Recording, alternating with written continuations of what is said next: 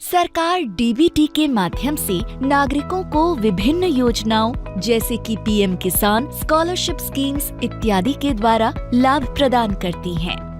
ये लाभ आधार payment bridge के माध्यम से बेहतर, सरल और सुगम ढंग से कुशलता पूर्वक प्रदान किया जाता है। आधार पेमेंट ब्रिज के लिए लाभार्थी को अपने आधार को खाते में सीड करवाना होता है। यह वीडियो सीडिंग प्रक्रिया पर लाभार्थी के प्रश्नों पे स्पष्टता प्रदान करेगा।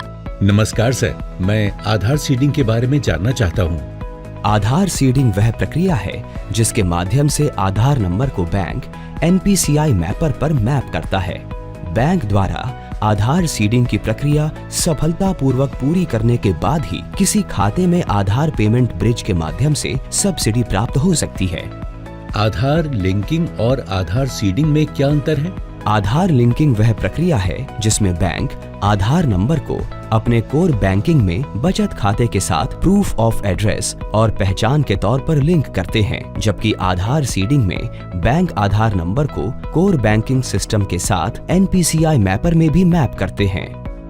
क्या मैं अपने विभिन्न खातों को NPCI मैपर में सीड करवा सकता हूँ? नहीं, आप सिर्फ एक समय में एक ही बचत खाते को आधार से सीड करवा सकते हैं। आधार सीडिंग की रिक्वेस्ट किस किस माध्यम से कर सकते हैं? आप आधार सीडिंग रिक्वेस्ट अपने बैंक में व्यक्तिगत रूप से जाकर तथा कंसेंट फॉर्म भरकर या जो भी बैंक ऑनलाइन बैंकिंग के माध्यम से ये सुविधा प्रदान कर रहे हैं उनके ऑनलाइन बैंकिंग पेज पर जाकर रिक्वेस्ट जमा कर सकते हैं। क्या आप मुझे रिक्वेस्ट जमा करने की पूरी प्रक्रिया बताएंगे? सबसे पहले आप आधार सीडिंग कंसेंट फॉर्म भरें और हस्ताक्षर करके ब्रांच में जमा करें। KYC सही होने के बाद बैंक अपने कोर बैंकिंग सिस्टम में आधार लिंकिंग करता है और उसके बाद NPCI मैपर पर अपडेट करता है।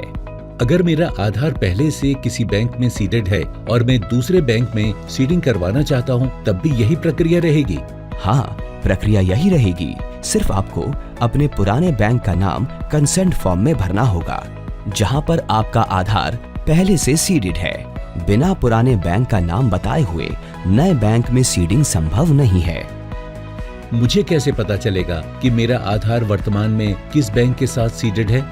इसके लिए आपको NPCI की वेबसाइट पर बेस प्लेटफॉर्म में या UIDAI की वेबसाइट में सीडिंग स्टेटस चेक करना होगा।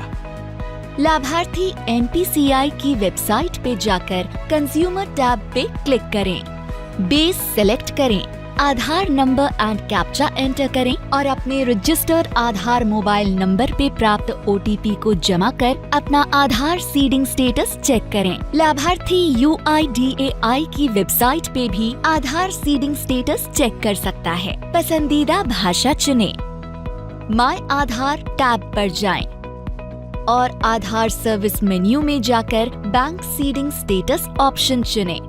आधार नंबर एंड कैप्चा एंटर करें और अपने मोबाइल नंबर पे प्राप्त OTP को जमा कर अपना आधार सीडिंग स्टेटस चेक करें। ग्राहक को कैसे पता चलेगा कि सीडिंग सफल हुआ है कि नहीं? सीडिंग सफलतापूर्वक होने पे बैंक लाभार्थी के रजिस्टर्ड मोबाइल नंबर पे SMS भेजता है। आप NPCI के बेस प्लेटफॉर्म और UIDAI की वेबसाइट पे जाकर ऊपर बताए प्रतिक्रिया को फॉलो करके आधार सीडिंग स्टेटस चेक कर सकते हैं।